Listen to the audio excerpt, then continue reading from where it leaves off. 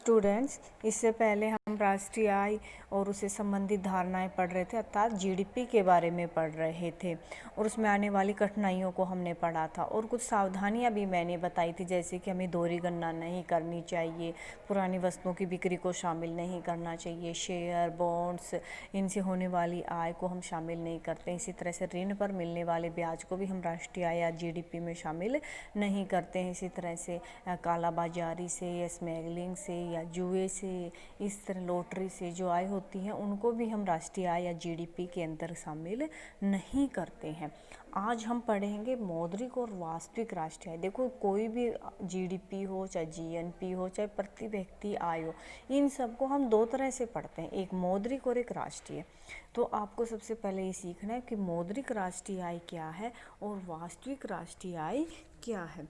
तो देखो, यहाँ पर मैं दिखा रही हूँ आपको स्क्रीन के ऊपर मौद्रिक और राष्ट्रीय आय में पहचान करके दिखा रही हूँ।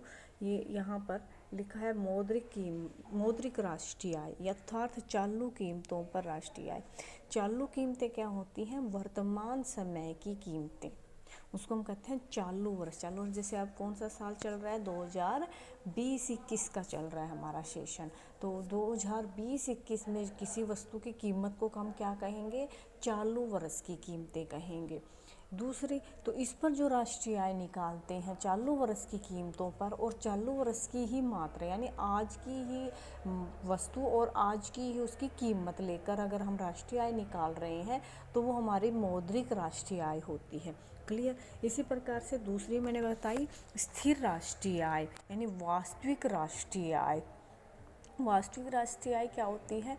जिसे हम स्थिर कीमतों पर निकालते हैं। वर्ष तो आज की वर्ष की मात्रा ही लेंगे, जैसे किसी भी वस्तु की गेहूं हो, चावल हो, मात्रा तो आज की ही लेंगे, लेकिन कीमत किसी एक वर्ष को हम आधार वर्ष मान लेते हैं, उसकी लेंगे।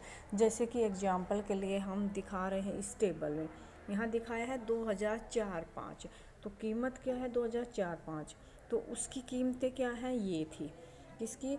गेहूं की, कपड़ा की, चीनी की, ये कीमतें थी। तो इस वर्ष की कीमतों को हम लेंगे, 2004-5 की कीमतों को हमने ले लिया, गेहूं, कपड़ा, चीनी। क्लियर? तो इन्हीं वस्तुओं को हम लेंगे 2014-15, 13-14 में। तो हम गेहूं, कपड़ा, चीनी ही लिया, लेकिन मात्रा हम लेंगे वर्तमान वर्ष की, कीमतें हम लेंगे आधार वर्ष वाली। कीमतें कौन सी लेंगे हम? आधार वर्ष वाली। ये देखो, कीमतें आधार वर्ष की लिखी हुई यहाँ पर। तो हमने 2004-5 को आधार वर्ष मान लिया और इसकी कीमतें ले, लेकिन वर्तमान साल की हमने क्या ले ली? क्वांटिटी ले ली है। तो इस तरह से यहाँ हम ये दिखा रहे हैं कि ये जो जीडीपी निकलती है ये वास्तविक राष्ट्रीय आय कहलाती है, वास्तविक जीडीपी कहलाएगी। तो इसको मैं आपको एक टेबल के द्वारा समझाती हूँ। पहले यहाँ पर देखिए इस टेबल को ध्यान से। यहाँ देखिए, गेहूं, कपड़ा, यहाँ देखिए 2004-5 का साल है, इसमें हमने क्या लिया है? गेहूं, कपड़ा, चीनी, और मात्रा क्या ली है? यानी 2004-5 में गेहूं पैदा हुआ था 20 टन, कपड़ा हुआ 100 मीटर और चीनी हुई 5 टन। उस समय इसकी कीमत क्या थी? गेहूं की कीमत क्या थी? 100 रुपये प्रति टन थी। कपड़े की थी 5 रुपये प्रति मीटर और चीनी की थी 500 रुपये प्रति मीटर। तो उस समय हमारी जीडीपी कितनी आ गई थी? 5,000 रुपये। कितनी? 5,000 रुपये। तो ये क्या है? 2004-5 की मौद्रिक जीडीपी है। 2004-5 की क्या है? ये मौद्रिक जीडीपी है। अब मान लीजिए साल 2013-14 का आ चुका है। 2004-5 की कौन सी है? मौद्रिक जीडीपी 5,000 रुपये। अब 2013-14 का साल मान लीजिए आ चुका है, तो हमने वस्तु क्या ली? गेहूं, कपड़ा, चीनी। हमने मात्रा उसी साल की चेक करके देखी कितनी है? 20 टन, 100 मीटर, 5 टन। कीमत क्या हो गई इसकी? कीमत देखो, 100 रुपये प्रति, यहाँ थी 1,000 रुपये, वो 5 रुपये थी, यहाँ होगी 20 रुपये, यहाँ कितनी होगी? 1,600। और इसके आधार पर हमने जो जीडीपी निकाली वो हमारी आ गई 30,000 रुपये। कितनी आई? 30,000। तो ये हमें यहाँ पर ये दिखा रहा है कि 2004-5 में और 2013-14 में हमने कीमतों में बदलाव दिखाया है सिर्फ यहाँ पर। कि मात्रा वही रखी लेकिन कीमतों में बदलाव हुआ, और कीमतों में बदलाव कितना हुआ, वो केवल जीडीपी कितनी थी 5,000, और कीमतों की वजह से वही जीडीपी कितनी आ गई 30,000, जबकि वस्तुओं की मात्रा तो सेम है, वस्तुओं की मात्रा तो क्या है, सेम है। देखिए यहाँ पर ये सेम है, लेकिन डिफरेंस किस चीज़ का है, इस चीज़ का डिफरेंस है। तो ये जो डिफरेंस आया है 5,000 और 30,000 में, यानी पूरा 25,000 का डिफरेंस। तो ये हम यहाँ पर ये स्पष्ट कर चुके हैं कि यहाँ पर जो डिफरेंस आया है जीडीपी में, वो केवल और केवल कीमतों में वृद्धि के कारण हुआ है। यानी देश में 5 गुना कीमतें बढ़ चुकी हैं। कौन से साल से, 2004-05 से और 2013-14 के बीच में। क्लियर। नेक्स्ट टेबल हम यहाँ पर ये दिखा रहे हैं आपको, 2004-05 का हमने वापस लिया, जो हम जिसमें हमने दिखाया था कितनी आई 5,000 रुपये। अब हम दिखा रहे हैं 2013-14 में, मात्रा 2013-14 की ले रहे हैं, कीमत क्या ले रहे हैं, वही आधार वर्ष वाली ले रहे हैं। क्लियर हो गए। देखो 2013-14 के, तो यहाँ पर हमारी वास्तविक राष्ट्रीय आय निकली, कितनी निकली 9,000 रुपये। तो ये हमारी वास्तविक राष्ट्रीय आय है। जिसमें दिखाया गया कि कीमतें तो वही हैं लेकिन मात्रा बढ़ गई है। देखो मात्रा बढ़ गई है। तो मात्रा बढ़ने की वजह से, मात्रा बढ़ने की वजह से कि हमारी 5,000 से कितनी हो गई है, 9,000 रुपये हो गई है। 5,000 से कितनी हो गई है, 9,000। तो ये डिफरेंस किसकी वजह से हुआ, ये यहाँ पर हम ये दिखा रहे हैं, ये डिफरेंस कीमतों की वजह से नहीं है, ये डिफरेंस किसकी वजह से है, मात्रा बदलने की वजह। यानी देश में उत्पादन वृद्धि हुई है, पूंजी निर्माण हुआ है, तो ये दिखा रहा है यहाँ पर। तो वो केवल कितना हुआ है, 2.5 गुना। तो कीमतों में कितनी गुना वृद्धि दिखाई, 5 गुना, और उत्पादन में हर वृद्धि हमने कितनी दिखाई, केवल 2.5 गुना। क्लियर। तो हम यहाँ पर एक और टेबल की सहायता से आपको अच्छे से क्लियर करते हैं कि मौद्रिक और राष्ट्रीय जीडीपी क्या है।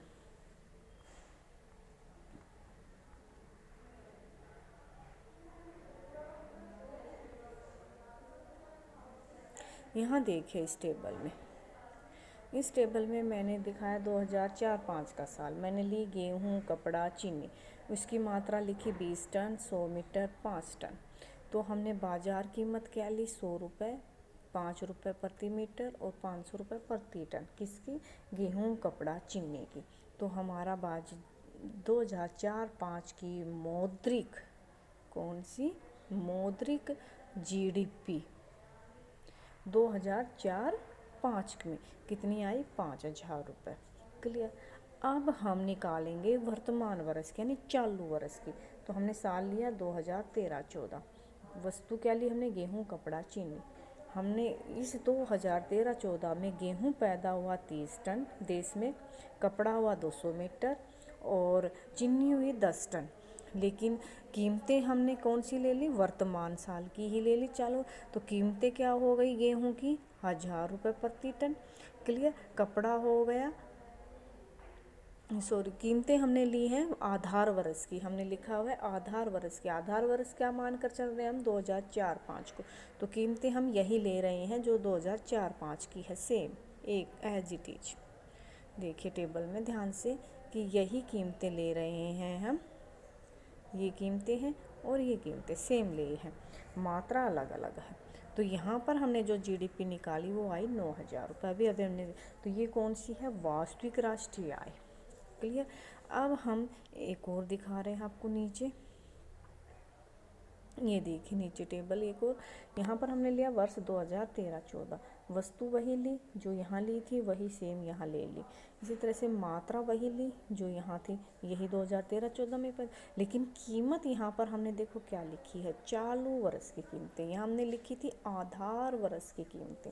तो ये तो वास्तविक राष्ट्रीय आय निकली थी 9,000 रुपये। अब हम निकाल रहे हैं 2013-14 की मौद्रिक राष्ट्रीय आय। ये थी वास्तविक राष्ट्रीय और ये निकाल रहे हैं मौद्रिक। तो 2013-14 में गेहूं की कीमत हो गई 1,000 रुपये प्रति टन, कपड़ा हो गया 20 रुपये प्रति मीटर और चीनी हो गई हमारी 1,000 रुपये प्रति मीटर। तो इस तरह 1,600 रुपये प्रति मीटर, सॉरी। तो इस तरह से हमारा एक्सप्लेनेशन में देखिए हमने क्या दिखाया, हमारी टोटल जीडीपी कितनी आ गई, 50,000 रुपये, जबकि हमारी वास्तविक जीडीपी तो केवल कितनी है 2013-14 में 9,000, जबकि मौद्रिक जीडीपी क्या है 5,000 रुपये। अब हम यहाँ ये दिखाना चाहते हैं कि हम जीडीपी एप्स-फाइक निकालेंगे। वो उसके लिए फॉर्मूला क्या होगा, ये देखो स्क्रीन पर दिख रहा है आपको सीधा, मौद्रिक जीडीपी नीचे वास्तविक जीडीपी और गुणा में 100, यानी कि मौद्रिक जीडीपी ओके बटा हुआ में वास्तविक जीडीपी और गुणा में 100। तो इसे हम क्या कहते हैं, अप्स जीडीपी एप्स-फाइक। ये फार्मूला आपके सामने लिखा हुआ है। तो एप्स-फाइक हम निकालेंगे। एप्स-फाइक कैसे निकालेंगे, देखिए ये मैंने फार्मूला लिख के दिखा रखा है, ठीक है। तो हमारी मौद्रिक जीडीपी कितनी है 50,000 रुपये और वास्तविक कितनी है 9,000 रुपये, गुणा में 100 किया तो यहाँ हमारी कितनी आई 5,000 रुपये आई। तो यहाँ पर जीडीपी एप्स-फाइक यानी ये कीमतों की वृद्धि से भी है थोड़ा बहुत उत्पादन। अब कितना कीमतों में वृद्धि हुई उस बात को हम यहाँ पर निकाल कर दिखाएंगे। तो यहाँ पर निकाल कर दिखाने के लिए देखिए कितनी गुना 50,000 आई थी हमारी मौद्रिक जीडीपी, कितनी आई थी 50,000, और हमारा यहाँ पर एप्स-फाइक कितना आया था 5,000। जीडीपी एप्स-फाइक, यहाँ पर हमने क्या फार्मूला बनाया, मौद्रिक जीडीपी और नीचे क्या है जीडीपी एप्स-फाइक, यानी अंतर कितना आया। तो जो 50,000 बटे में 5,000 हमने यहाँ पर लिया है, देखो 50,000 बटे 5,000, 5,000 हमने यहाँ जीडीपी एप्स-फाइक लिया और 50,000 जो हमारी ये मौद्रिक जीडीपी आई थी यहाँ पर, ये देखो ये मौद्रिक जीडीपी आई थी,